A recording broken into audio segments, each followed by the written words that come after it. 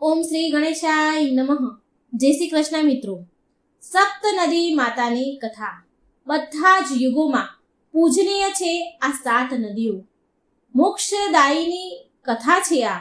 ગંગા, યમુના, સરસ્વતી, નર્મદા, ગોમતી, ગોદાવરી, સરયુ વગેરે આ 7 નદીઓની આપણે કથા પૂરા ધ્યાનથી મનથી સાંભળશું.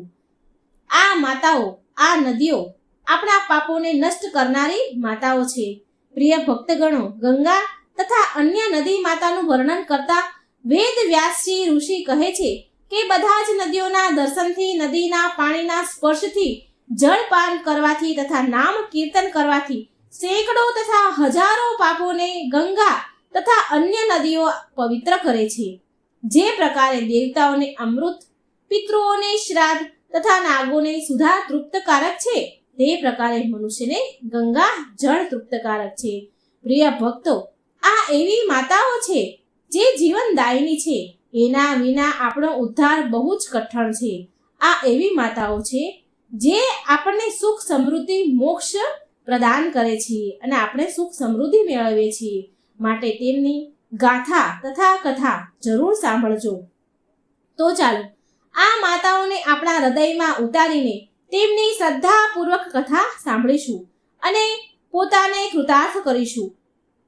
બધા જ નદી માતાઓ, હે બધી જ નદી માતાઓ, હું દેવ અને દૈત્ય દ્વારા પૂજનીય તમારા પાદ પદ્મનો પ્રણામ કરું છું. તમને પ્રણામ કરું છું. તમે મનુષ્યને સદાય તેના ભાવ અનુસાર ભોગ અને મોક્ષ પ્રદાન કરો છો. હે નદી માતાઓ, તમારી કૃપા દ્રષ્ટિ એ બધા જ ભક્તો પર બનાવી રાખજો. જે બધા માતા, બહેનો અને ભાઈઓ બંધુ આ કથાને સાંભળી રહ્યા છે અને સંભળાવી રહ્યા છે અને હોકારો ભરી રહ્યા છે, તેમને સુખ સમૃદ્ધિ આપજો. તેમના પાપોને નષ્ટ કરીને તમારા ચરણોમાં સ્થાન આપજો. એવી પ્રાર્થના છે નદી માતા. ભક્તો, આગળ વધતા પહેલા આપણી સુખ સમૃદ્ધિની કામના માટે વિડીયોને એક લાઈક જરૂર કરજો. જો તમે કથાને સાંભળી રહ્યા છો તો પૂરી સાંભળજો. આનાથી મન ઈચ્છિત ફળની પ્રાપ્તિ થાય છે. સપ્ત નદી માતાની જય. જય ગંગા મૈયા. હર હર ગંગે. ગંગા માતા અને સરસ્વતી માતાની કથા. એક વારની વાત છે. માં સરસ્વતી બ્રહ્મલોકમાં તેમની વીણા વગાડી રહ્યા હતા. એટલામાં માં લક્ષ્મી ત્યાં પ્રગટ થયા. માતા સરસ્વતીએ માં લક્ષ્મીનું સ્વાગત કર્યું અને તેમને આસન પર બેસાડ્યા. પછી માતા સરસ્વતીએ એમનું અહીં આવવાનું કારણ પૂછ્યું. એટલે માતા લક્ષ્મીએ અભિમાન સાથે કહ્યું કે હું તો લક્ષ્મી છું. હું તો જન કલ્યાણના કાર્યમાં બહુ જ વ્યસ્ત રહું છું. આજે મને થોડો સમય મળ્યો તો વિચાર્યું કે ચાલને તમને મળી આવું. મારે બધાને ધન, વૈભવ અને સુખ આપવાનું હોય છે. મારા વિના તો આ દુનિયા ચાલી શકે જ નહીં, ભરણ પોષણ થઈ જ શકે નહીં. અને ફરી માં લક્ષ્મી કટાક્ષમાં બોલ્યા કે જો મારે પણ માત્ર બ્રહ્મલોકમાં બેસીને વીણા વગાડવાની હોત ને તો મારી પાસે સમય જ હોત. માતા લક્ષ્મીની અહંકાર ભરી વાતો સાંભળીને માતા સરસ્વતીને બહુ ક્રોધ આવ્યો. એટલે માતા સરસ્વતીએ કટાક્ષ ભર્યા શબ્દોમાં બોલ્યા, દેવી લક્ષ્મી, તમે તો વૈભવની દેવી છો, પણ છતાંય તમને ચંચળા કહેવામાં આવે છે. તમે ક્યાંય બિલકુલ પણ સ્થિર નથી રહેતા. પણ હું તમારા જેવી નથી. હું તમારાથી બિલકુલ વિપરીત છું. હું જે જગ્યાએ રહું છું, જાઉં છું, ત્યાં આજીવન માટે વસી જાઉં છું. આજીવન શ્વાસ કરું છું. તમને કોઈ પણ ચોરી શકે છે, લૂંટી શકે છે, પણ મને કોઈ નહીં ચોરી શકે, ન લૂંટી શકે. હું તો ઉપરથી મેચમાંથી વધુ છું. મારો પ્રચાર પ્રસાર જેટલો પણ થશે એટલી હું વધતી જઈશ. કોઈ પણ મનુષ્ય ગમે તેટલો ધનવાન કેમ ન હોય, પણ જ્યાં સુધી હું એની સાથે નથી હોતી ત્યાં સુધી તેનું જીવન નિરર્થક છે. તેના જીવનમાં ન હોઉં ત્યાં સુધી તેનું જીવન માટી સમાન છે. માં સરસ્વતી ક્રોધમાં આજે લાલ ચોળ થઈ રહ્યા હતા. સાથે માં સરસ્વતીએ એ પણ કહ્યું કે એમના મંત્રો વિના ભગવાન વિષ્ણુની પૂજા પણ અધૂરી છે. માતા સરસ્વતીના તર્કોથી માતા લક્ષ્મી સંતુષ્ટ ન થયા અને ના એની વાતોથી ફર્યા. ત્યાર પછી મા લક્ષ્મી બોલ્યા, હવે આ વિવાદનો નિર્ણય તો માત્ર ને માત્ર શ્રી હરિ વિષ્ણુ જ કરશે, કારણ કે દેવી સરસ્વતી તમને તો વાણીમાં કોઈ ન હરાવી શકે. ત્યાર પછી બંને દેવી મા લક્ષ્મી અને મા સરસ્વતી નિર્ણય કરવા માટે ભગવાન વિષ્ણુ લોકમાં આવ્યા. ત્યાં પહેલેથી જ દેવી ગંગા ભગવાન વિષ્ણુના ચરણોમાં બેઠા હતા. શ્રી હરિને ધ્યાનમાં લીન જોઈને માતા લક્ષ્મી તેમની પાસે જઈને બેસી જાય છે, પણ કોઈ પણ મા સરસ્વતીને બેસવા માટે કહેતું નથી. તો આ બધું જોઈને મા સરસ્વતીને બહુ ક્રોધ આવ્યો અને બોલ્યા, હે દેવી લક્ષ્મી, તમે જ મને અહીં લઈને આવ્યા છો ને, અને તમે તો મને બેસવાનું સ્થાન પણ ન આપ્યું, બેસવાનું પણ ન કહ્યું. મને તમે બોલાવ્યા તો તમે જ છે, બોલાવીને કોઈ સ્થાન નથી આપી રહ્યા બેસવા માટે. શું વિષ્ણુ લોકમાં અતિથિનું આવી રીતે સત્કાર કરવામાં આવે છે? આ સાંભળીને માતા લક્ષ્મી બોલ્યા કે મારો નિવાસ તો શ્રી હરિ વિષ્ણુના હૃદયમાં જ છે, અને દેવી ગંગાને સ્વયં પ્રભુ શ્રી હરિએ તેમના ચરણોમાં સ્થાન આપ્યું છે. આના સિવાય એમની પાસે જગ્યા ખાલી નથી જ્યાં તમને હું સ્થાન આપી શકું. આટલું કહીને બંને દેવી મા ગંગા અને મા લક્ષ્મી બંને દેવી મા સરસ્વતી પર હસવા લાગ્યા. મા સરસ્વતીની મજાક ઉડાવતા જોઈને મા સરસ્વતીને બહુ ક્રોધ આવ્યો. બંને લક્ષ્મીજીએ અને સરસ્વતીએ એના પર હસ્યા, એટલે આ ક્રોધ મા સરસ્વતીથી સહન ન થઈ રહ્યો. એના ક્રોધની સીમા ન રહી. મા સરસ્વતીએ મા લક્ષ્મીને કહ્યું, તમને બહુ અભિમાન છે તમારું વૈભવ અને શ્રી હરિના હૃદયમાં રહેવાનો ને, તો હું તમને અહીંથી દૂર કરી દઈશ, અને હું એક દિવસ ભગવાન શ્રી હરિના હૃદયમાં સ્થાપિત થઈ જઈશ. આટલું કહીને માતા સરસ્વતીએ મા લક્ષ્મીને શ્રાપ આપી દીધો અને કહ્યું કે તમે વિષ્ણુ લોક છોડીને ધરતી લોક પર ચાલ્યા જશો, જ્યાં તમે વૃંદાના રૂપમાં જન્મ લેશો. ત્યાં જઈને તમારો ભગવાન વિષ્ણુ સાથે કોઈ સંબંધ નહીં રહે, અને ધરતી પર તમારા લગ્ન એક અસુર સાથે થશે. આવી રીતે મા સરસ્વતીએ લક્ષ્મીજીને શ્રાપ આપ્યો. તો આ શ્રાપ સાંભળીને મા ગંગાને સરસ્વતી પર બહુ ક્રોધ આવ્યો, અને એણે મા ગંગાએ સરસ્વતીને શ્રાપ આપ્યો કે એ એક નદીના રૂપમાં પૃથ્વી લોક પર વહેશે. પ્રિય ભક્તો, આ શ્રાપ હજી અહીં પૂરો ન થયો, આ વાત હજી અહીં પૂરી ન થઈ. મા લક્ષ્મીનો પક્ષ લેતા દેવી ગંગાએ મા સરસ્વતીને શ્રાપ આપી તો દીધો, પણ મા સરસ્વતીને આ ભેદભાવ બિલકુલ ન ગમ્યો. માટે મા સરસ્વતીએ ક્રોધમાં આવીને દેવી ગંગાને પણ શ્રાપ આપી દીધો કે હું પણ તમને શ્રાપ આપું છું કે તમે પણ પૃથ્વી લોક પર નદીમાં વહેશો, અને તમારામાં હાડકાં, કંકણ, હાડપિંજર વહાવવામાં આવશે. પ્રિય ભક્તો, જ્યારે આ શ્રાપની વાત અહીં પૂરી થઈ તો ત્રણેય દેવીઓ પછતાવા લાગી અને એની શ્રાપની મુક્તિના ઉપાયો શોધવા લાગી. એટલામાં ભગવાન વિષ્ણુના નેત્ર ખુલ્યા અને બોલ્યા, હે દેવીઓ, મેં તમારી વાતોને સાંભળી અને સમજી. તમને આ શ્રાપનું ફળ તો તમારે ત્રણેયને ભોગવવું જ પડશે. આ વાત માતા ગંગાને બહુ દુઃખી કરવા લાગી. મા ગંગા બહુ દુઃખી થયા કે હવે એમને મૃત્યુલોકમાં જવું જ પડશે, અને ત્યાં જઈને રહેવું પડશે. બધા જ મનુષ્યોના પાપને ધોવા પડશે. ધરતી પર આવવાની વાત સાંભળીને મા ગંગા ગભરાઈ ગયા કે પાપી લોકો તો તેના જળમાં સ્નાન કરશે અને એના પાપ મારા જળમાં છોડીને ચાલ્યા જશે. એ બધા પાપ મારી અંદર સમાવવા પડશે.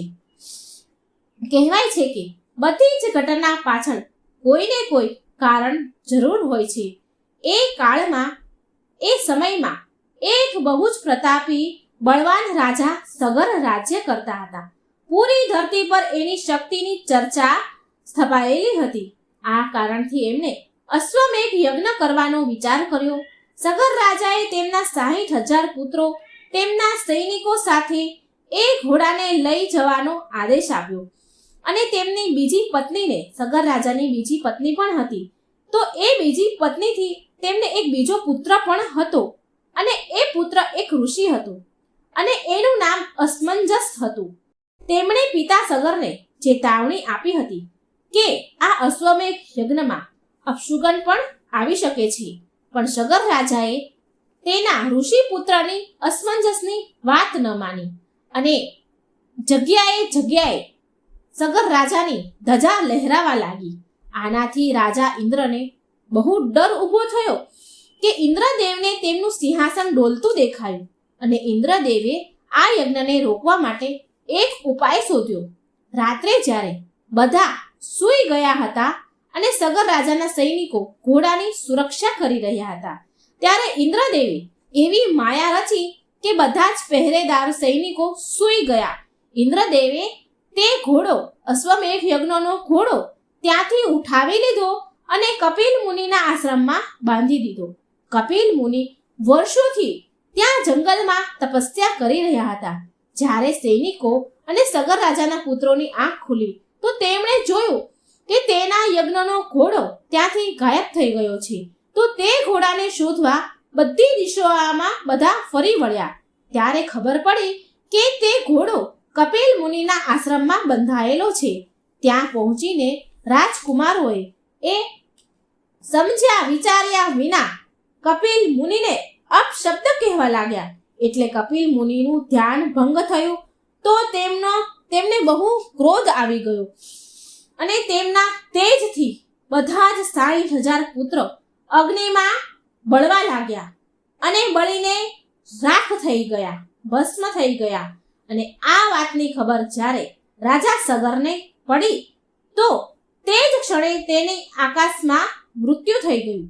આ વાતની જ્યારે ઋષિ અસમંજસ, જો કે તે સગર રાજાના બીજી પત્નીનો જે ઋષિ પુત્ર હતો, એને ખબર પડી તો તે બહુ દુઃખી થયો, અને કપિલ મુનિના આશ્રમમાં જઈને બહુ વિનંતી કરી, ક્ષમા માંગી. એના ભાઈઓ 60,000 જે એના ભાઈઓ હતા એના વતી એને ક્ષમા માંગી, અને 60,000 ભાઈઓને મુક્ત કરાવવા માટે કહ્યું, કોઈ ઉપાય બતાવવા કહ્યું. તે ઋષિ અસમંજસને કહેવા લાગ્યા કે હે ઋષિવર, મારા ભાઈઓને મુક્તિ માટે કોઈ ઉપાય કહો, નહીં તો આ બધા જ ધરતી પર ભટકતા રહેશે. કપિલ મુનિએ એમના તેજ દ્વારા જોયું અને કહ્યું કે આમને તારવા માટે, મુક્તિ માટે માં ગંગાજીને ધરતી પર લાવવા પડશે. એક માં ગંગા જ છે જે તમારા આ 60,000 ભાઈઓને તારી શકે છે, મુક્તિ આપી શકે છે. આટલું સાંભળી ઋષિ અસમંજસ હિમાલય પર ચાલ્યા ગયા, અને તેમણે ઘોર તપસ્યા કરી. પણ ધીરે ધીરે તેમનું શરીર ત્યાં છૂટી ગયું, બરફમાં વિલીન થઈ ગયું. પછી ઋષિ અસમંજસના પુત્ર દિલીપે તે સાધનાને શરૂ કરી. તેમના પૂર્વજોને તારવા માટે કેટલા કાળ સુધી સાધના તપસ્યા કરી, અને એ પણ કાળવશ બરફમાં સમાઈ ગયા. જ્યારે રાજા દિલીપના પુત્ર ભગીરથને આ વાતની ખબર પડી તો એમણે પણ માતા ગંગાના અવતરણની કૃપા કરવા માટે, પ્રાપ્ત કરવા માટે તપસ્યા શરૂ કરી. ભગીરથે બ્રહ્મદેવને પ્રસન્ન કર્યા. ભગીરથની ઘોર તપસ્યા જોઈને માં પાર્વતીએ માં ગંગાને સમજાવ્યા કે તે એમની જીદ છોડીને પુણ્યનું કામ કરે. તો માં ગંગા કહે છે કે હું ધરતી પર તો ઉતરી જાઉં, પણ મારો વેગ બહુ પ્રચંડ છે, જેને સંભાળવું એ ધરતીના હાથની વાત નથી. મારો પ્રચંડ વેગ ધરતી પર વહેશે તો અનાયાસે પણ બહુ બધા જીવજંતુ મરી જશે. આના માટે માત્ર મહાદેવ જ મારા વેગને સંભાળી શકે છે, ધારણ કરી શકે છે. ત્યાર પછી ભગીરથે મહાદેવને પ્રાર્થના કરી. મહાદેવ પ્રસન્ન થઈને માં ગંગાને તેમની જટામાં ઉતારવાનું સ્વીકાર કર્યું, અને મહાદેવે તેમની એક જટા ખોલી અને ગંગાની લહેરોને ધીરે ધીરે ધરતી પર ઉતારી. માં ગંગા ભગીરથના પાછળ પાછળ ચાલ્યા અને કપિલ મુનિના આશ્રમ પહોંચ્યા. ત્યાં સગર રાજાના 60,000 પુત્રોને તારી દીધા. આ પ્રકારે માં ગંગા ધરતી પર અવતરિત થયા, અને ત્યારથી માં ગંગા પાપીઓના ઉદ્ધાર કરતા આવ્યા છે. માં ગંગા બધાના જ પાપ નષ્ટ કરે છે. કહેવાય છે કે આ પ્રકારે માં સરસ્વતી દ્વારા માં ગંગાને શ્રાપ આપેલો પણ સિદ્ધ થઈ ગયો અને સરસ્વતી માતા પણ નદી બનીને પૃથ્વી પર અવતરિત થઈ વહેવા લાગ્યા. જય માં સરસ્વતી, જય માં ગંગા. હે માં, તમારા બધા જ ભક્તોના કલ્યાણ કરજો. ઓમ ગંગાએ નમઃ. પ્રિય ભક્તો, હવે આપણે સાંભળીશું માં યમુનાની કથા. યમુના માતાની કથા અનુસાર સૂર્યદેવની પત્ની સંધ્યાને 2 સંતાન હતા. સંધ્યાના પુત્રનું નામ યમરાજા અને પુત્રીનું નામ યમુના હતું. સંધ્યા એમના પતિ સૂર્યદેવનું તેજ કિરણો સહન ન કરી શક્યા અને એ કારણે તેમણે તેનું બીજું રૂપ છાયાને સૂર્યદેવ પાસે મૂકી તેના પિયર ચાલ્યા ગયા. અને છાયાએ તાપી અને શનિને 2 પુત્રીને જન્મ આપ્યો. શનિને અને તાપીને જન્મ આપ્યો. આ છાયાને સદાય યુવાન રહેવાવાળા અશ્વિન કુમારોનો પણ જન્મ થયો, જે દેવતાઓના વેદ માનવામાં આવે છે. હવે સંધ્યાના ગયા પછી છાયાનો વ્યવહાર યમુના અને યમદેવ સાથે અંતર આવી ગયું. એમનો વ્યવહાર દુર્વ્યવહાર થવા લાગ્યો. તેમનો વ્યવહાર સાવકીમાં જેવો થવા લાગ્યો. આવા વ્યવહારથી વ્યાકુળ થઈને યમદેવે તેની નગરી યમપુરી એટલે કે યમલોક વસાવ્યું. યમુના એના ભાઈને યમપુરીમાં પાપીઓને દંડ દેતા જોઈને દુઃખી થતા હતા, માટે યમુના ગૌલોકમાં ચાલ્યા ગયા. પ્રિય ભક્તો, માતાથી કુમાતા જેવો વ્યવહારથી દુઃખી થઈને યમરાજાએ યમલોકમાં રહેવાનું શરૂ કરી દીધું. તે છાયાના વ્યવહારથી દુઃખી હતા યમુનાજી અને યમરાજા. અને પછી યમુનાજી ગૌલોકમાં ચાલ્યા ગયા અને ત્યાંથી ધરતી પર આવ્યા અને ધરતી પર ભગવાન કૃષ્ણની ચોથી પટરાણી બન્યા. ભગવાન શ્રી કૃષ્ણએ બાળપણની વધારે પડતી લીલાઓ યમુના નદીના તટ પર કરી છે. કૃષ્ણ ભગવાન યમુનાજીને કાલંદી નામથી બોલાવતા હતા. જ્યારે ભગવાન કૃષ્ણના જન્મ પછી વસુદેવજી કૃષ્ણને ગોકુળ લઈને જતા હતા ત્યારે યમુનાજીમાં તોફાન આવ્યું અને જળનું સ્તર વધવા લાગ્યું. આ જોઈને ભગવાને તેમનો પગનો અંગૂઠો પાણીમાં ડૂબાડ્યો એટલે યમુનાજીનું પાણી શાંત થઈ ગયું અને આમ યમુનાજી ધરતી પર રહેવા લાગ્યા. એક વખતની વાત છે, જ્યારે યમુનાજીને મળવા તેમના ભાઈ યમરાજા આવ્યા તો યમુનાજીએ યમરાજાને ચાંદલો કર્યો અને તેમને વરદાન માંગવા કહ્યું. તો યમુનાજીએ એ વરદાનમાં માંગ્યું કે હે ભાઈ, હું એવું ઈચ્છું છું, મારી એવી ઈચ્છા છે કે જે પણ મારા જળમાં સ્નાન કરે તે યમલોકના દર્શન ક્યારેય ન કરે. આ સાંભળી યમરાજા ચિંતામાં પડી ગયા અને મનમાં વિચાર કરવા લાગ્યા કે આવા વરદાનથી તો યમલોકનું અસ્તિત્વ સમાપ્ત થઈ જશે. યમુનાજી તેના ભાઈને ચિંતામાં જોઈને બોલ્યા, ભાઈ, તમે ચિંતા ન કરો અને મને એ વરદાન આપો કે આજના દિવસે બહેન ભાઈના ઘરે ભોજન કરે તથા મથુરા સ્થિત નગરીમાં મારા જળમાં સ્નાન કરે તે યમલોકના દર્શન ક્યારેય ન કરે. યમરાજાએ યમુનાજીનું આ વરદાન સ્વીકાર કર્યું અને વરદાન આપી દીધું. તો મિત્રો, આ બહેન ભાઈના આ મિલનના તહેવારને ભાઈ બીજના નામે ઓળખાય છે અને આવી રીતે યમુનાજીની બહુ અસીમ કૃપા છે કે તેના જળમાં જે સ્નાન કરે છે તે મોક્ષ પામે છે. તે યમલોકના દરવાજે નથી જતા, ક્યારેય યમલોકનો દરવાજો નથી જોતા. કહેવાય છે કે યમુનાજીને કાર્તિક અને માહ મહિનો બહુ પ્રિય છે, માટે માહ મહિનો અને કાર્તિક મહિનામાં યમુનાજીમાં સ્નાન કરવાની પ્રથા છે. એકવાર પ્રેમથી બોલો યમુનાજીની જય. જય હો યમુનાજી, જય શ્રી કૃષ્ણ.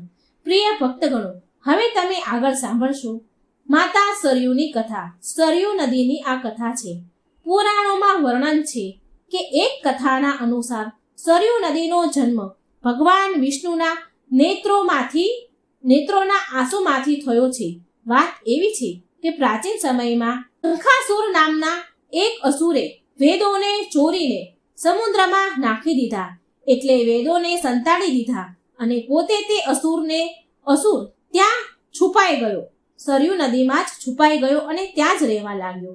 અને આ કારણે અધર્મનો પ્રભાવ વધી ગયો અને ધર્મની હાનિ થવા લાગી.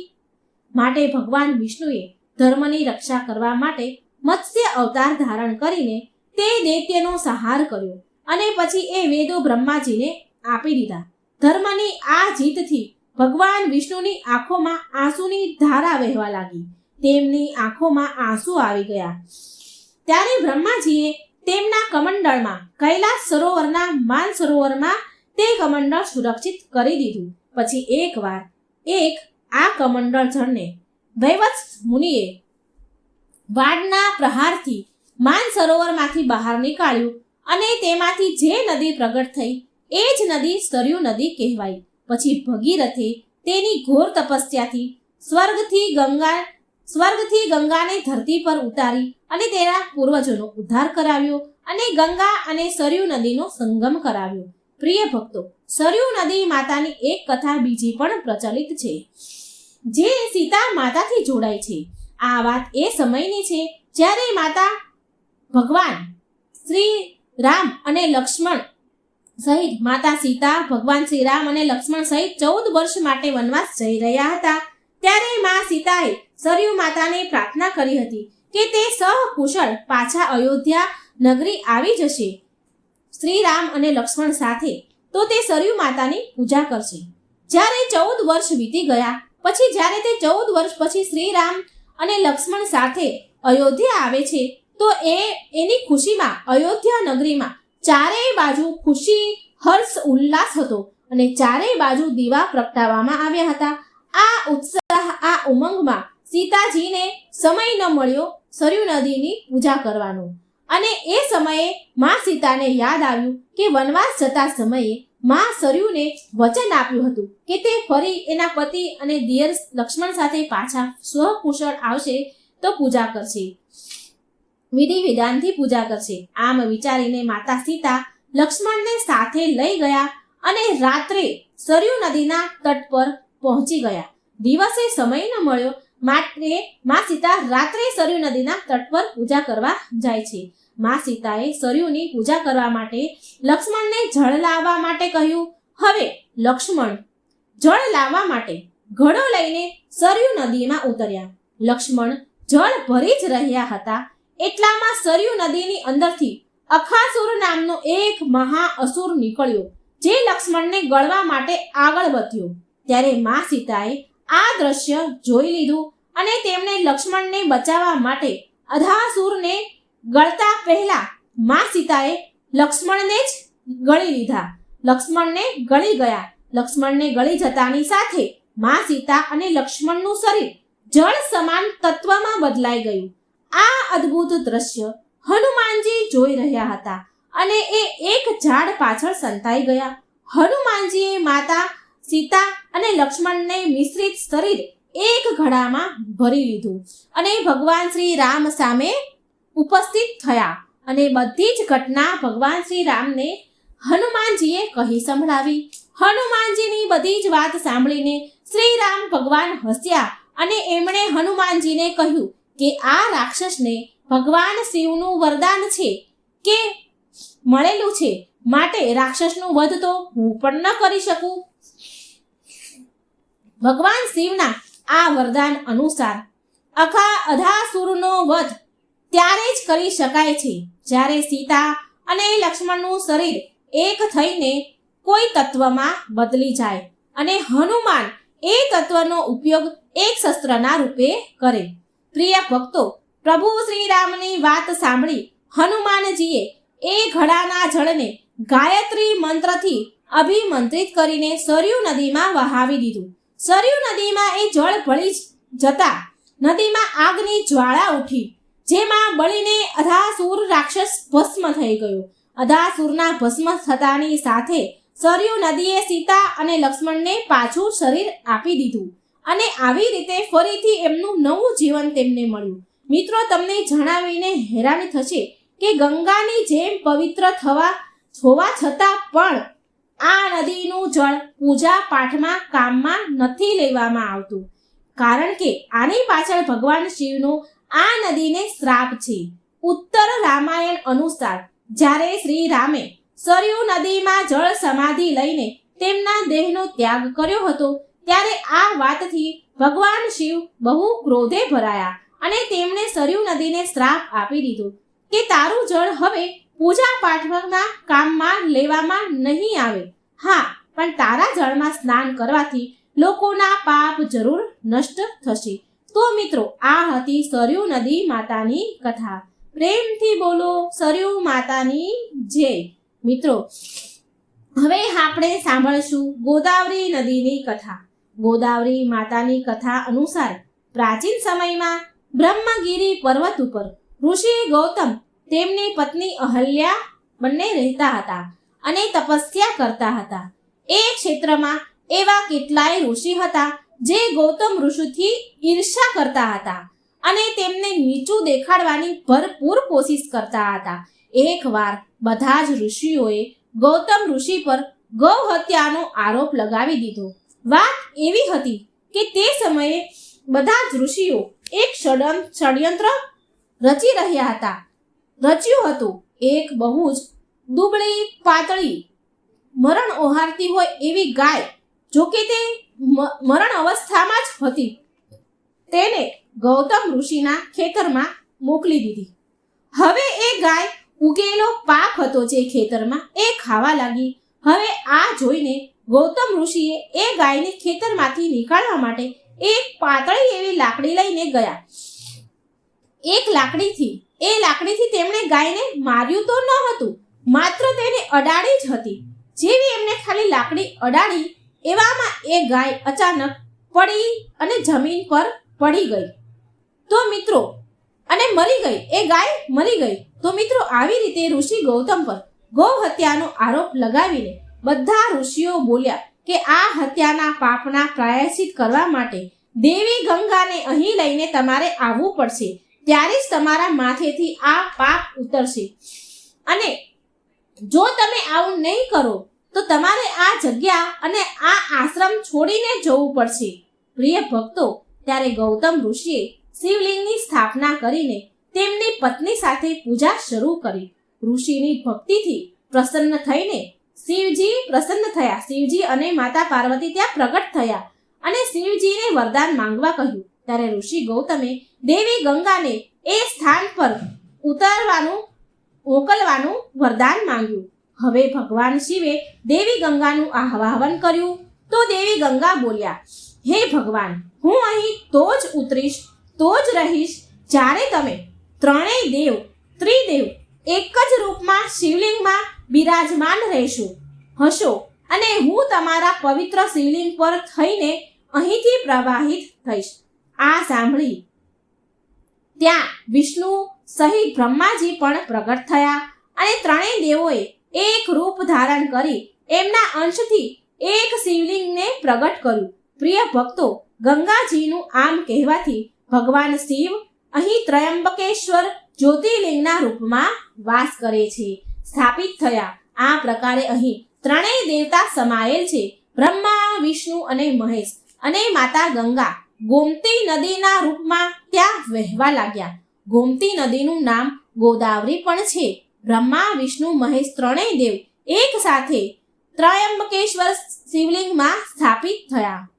પ્રિય ભક્તો, તમને જણાવી દઉં કે આ ગોદાવરી, જેને ગોમતી પણ કહેવાય છે, આ માતા ગંગા જ છે, જેનામાં સ્નાન કરવાથી, પૂજા પાઠ કરવાથી વ્યક્તિને વૈકુંઠ લોકની પ્રાપ્તિ થાય છે. તે વ્યક્તિના બધા જ પાપ નાશ કરે છે. ગંગાના સમાન આ પાપ મોચીની છે. પ્રિય ભક્તો, એકવાર પ્રેમથી બોલો માં ગોદાવરીની જય, ગંગા માતાની જય. ઓમ નમઃ શિવાય. બ્રહ્મા, વિષ્ણુ, મહેશની જય. હર હર ગંગે. મિત્રો, હવે આપણે સાંભળીશું માતા નર્મદા દેવીની કથા. નર્મદા નદીની કથા. નર્મદાને આપણે નદીના નામે ઓળખીએ છીએ. પ્રાચીન માન્યતાઓ અનુસાર ભગવાન ભોળાનાથ અમરકંટક પર્વતના એક તળાવની પાસે તપસ્યામાં લીન હતા. એ સમયે એમના શરીરમાંથી નીકળેલો પરસેવો એક નદીના એણે રૂપ લઈ લીધું. ભગવાનના શરીરમાંથી જે પરસેવો નીકળ્યો એણે નદીનું રૂપ લીધું. જ્યારે શિવજીની તપસ્યા પૂરી થઈ ત્યારે માં નર્મદાએ દર્શન દઈને ભગવાન શિવ અને માતા પાર્વતીને પોતાની અલૌકિક શક્તિનો પરિચય આપ્યો અને આજ શિવજીના પરસેવાથી ઉપસ્થિત નદી માં નર્મદાના રૂપમાં જાણવામાં આવે છે. તપસ્યામાં લીન મહાદેવને ધૂપ તાપથી બચાવીને સેવા કરવાવાળી નર્મદા વિશે જાણીને માં ગૌરીને બહુ આનંદ થયો. માં ગૌરી બહુ પ્રસન્ન થયા અને ભોળાનાથે પ્રસન્ન મનથી તેમને નર્મદા નામથી બોલાવ્યા. આ નામ બે શબ્દથી મળીને બન્યું છે, નરમ અને દાસી, જેનો અર્થ થાય છે સુખ દેનારી. જો આપણે નર્મદા નદીનો ઇતિહાસ અને પૌરાણિક કથા વિશે વાત કરીએ તો નર્મદા માને મૈકાલ નામથી પણ ઓળખાય છે તથા નર્મદાને રુદ્ર કન્યા કહીને પણ સંબોધન કરવામાં આવે છે તથા નર્મદાને ગંગાજી કરતાં પણ વધારે પવિત્ર માનવામાં આવે છે. હિન્દુ ધર્મમાં નર્મદાની પરિક્રમાને પુણ્યશાળી માનવામાં આવે છે. પિતૃઓને મોક્ષ દેનારી નર્મદાને પિતૃઓની પુત્રી પણ કહેવામાં આવે છે. પ્રિય ભક્તો, એક લોકકથા અનુસાર એવી માન્યતા છે કે નર્મદા રાજા મેઘલની પુત્રી હતી. કહેવાય છે કે રાજા મેઘલે તેમની અત્યંત રૂપવાન પુત્રી માટે એવું નક્કી કર્યું હતું કે જે પણ રાજકુમાર ગુલાબ કાવલીના દુર્લભ ફૂલ તેની પુત્રી માટે લાવશે તો તેની પુત્રીના લગ્ન એ ફૂલ લાવવાવાળા સાથે થશે. પછી આ સાંભળીને રાજકુમાર સોનભદ્ર ગુલાબ કાવલીના ફૂલ લઈ આવ્યા એટલે તેની સાથે રાજકુમારી નર્મદાના લગ્ન નક્કી થયા. તે સમયે નર્મદા રાજકુમાર સોનભદ્રના દર્શન ન કરી શક્યા, પણ તેમના રૂપ અને યૌવન અને પરાક્રમની કથાઓ સાંભળી તે મનમાં ને મનમાં સોનભદ્રને બહુ પ્રેમ કરવા લાગ્યા હતા. અને આ બાજુ લગ્ન થવામાં થોડા દિવસ હજી બાકી હતા, પણ નર્મદાથી રહેવાયું નહીં એટલે તેની દાસી જુહીલાના હાથે પ્રેમ પત્ર મોકલવાનું તેમણે વિચાર કર્યો. હવે જુહીલાને પ્રેમ સંદેશ નર્મદાએ લખીને આપી દીધો. હવે જુહીલા તો નર્મદાની દાસી હતી અને સખી સમાન પણ હતી, માટે તેને મજાક કરવાનું સૂઝી આવ્યું. એટલે જુહીલાએ નર્મદા પાસેથી તેના વસ્ત્ર અને ઘરેણાં માંગ્યા અને તે વસ્ત્ર ઘરેણાં પહેરી નર્મદાના ઘરેણાં વસ્ત્ર પહેરી અને રાજકુમારને પત્ર આપવા માટે નીકળી ગઈ. જુહીલા રાજકુમાર સોનભદ્રની પાસે પહોંચી તો રાજકુમાર સોનભદ્રએ તેની સખી જુહીલા નર્મદા સમજી બેઠા, ભૂલ કરી બેઠા અને સોનભદ્ર જેવા રાજકુમારને જોઈને અહીં જુહીલાના મનમાં પણ ખોટ આવી ગઈ. રાજકુમારના પ્રણય નિવેદન પ્રેમને એ ઠુકરાવી ન શકી. પ્રેમ ભરી વાતો એ જુહીલા ઠુકરાવી ન શકી, કારણ કે સોનભદ્રએ તો નર્મદા સમજીને એની સાથે વાત કરી હતી, તો એ પ્રેમ ઠુકરાવી ન શકી અને જુહીલાને ખોટ મનમાં આવી ગઈ અને સોનભદ્ર રાજકુમારના પ્રેમમાં પડી ગઈ. આ બાજુ જુહીલા હજી આવી નહીં એટલે નર્મદાની ધીરજ ખૂટી, ધીરજના બાણ તૂટ્યા. તેની ધીરજ ખૂટી. તેની દાસીની બહુ આતુરતાથી તે વાટ જોઈ રહી હતી, પણ હજી સુધી દાસી આવી નહીં. હવે જુહીલા ન આવી એને વાર લાગી એટલે તે પોતે જ સોનભદ્રને મળવાનું વિચારી અને નર્મદા ઘરેથી નીકળે છે સોનભદ્રને મળવા માટે. હવે ત્યાં નર્મદા પહોંચીને જુએ છે કે સોનભદ્ર અને જુહીલા એક સાથે છે એટલે નર્મદા દેવીને અપમાનની ભીષણ અગ્નિમાં બળી ઉઠ્યા અને તરત જ ત્યાંથી ઊંધી દિશામાં ચાલવા લાગ્યા અને હવે પાછી ક્યારેય નહીં આવે આવા નિર્ણય સાથે નર્મદા ઉલટી દિશામાં વહેવા લાગ્યા અને સોનભદ્ર તેની અજાણે થયેલી ભૂલ પર બહુ જ પછતાયા. પણ સ્વાભિમાન અને વિદ્રોહની પ્રતીક બનેલી નર્મદા દેવી પાછા વળીને ક્યારેય આવ્યા નહીં અને કહેવાય છે કે ત્યારથી જ તે જગ્યાથી નર્મદા ઊંધી દિશામાં વહેતા આવ્યા છે. અને આજે પણ માનવામાં આવે છે કે નર્મદા દેવીએ આજે પણ આજીવન વિવાહ નથી કર્યા અને કુંવારી રહી ગયા. નર્મદાને કુંવારી નદીના રૂપમાં પણ ઓળખાય છે. જેવી રીતે આપણે સાંભળ્યું કે આ નર્મદા નદી ગંગા નદી કરતાં પણ વધારે પવિત્ર માનવામાં આવે છે, આવું શાસ્ત્રમાં વર્ણન થયેલું છે. તો મિત્રો, આ હતી 7 નદી માતાની કથા. એકવાર પ્રેમથી બોલો નર્મદા માતાની જય, ભગવાન ભોળાનાથની જય. મિત્રો, હું આશા કરું છું કે 7 નદીઓની પવિત્ર કથા, જો કે તે 7 નદી માતા છે, તે તમને બહુ પસંદ આવી હશે. માટે વિડીયોને એક લાઈક જરૂર કરજો, શેર કરજો અને કમેન્ટ બોક્સમાં હર હર ગંગે જય ભોળાનાથ જરૂર લખજો. તમારું જીવન મંગલમય રહે અને પ્રસન્નતાથી પરિપૂર્ણ રહે, આ કામના પ્રાર્થના સાથે કરું છું. જય શ્રી કૃષ્ણ. રાધે રાધે. Thank you.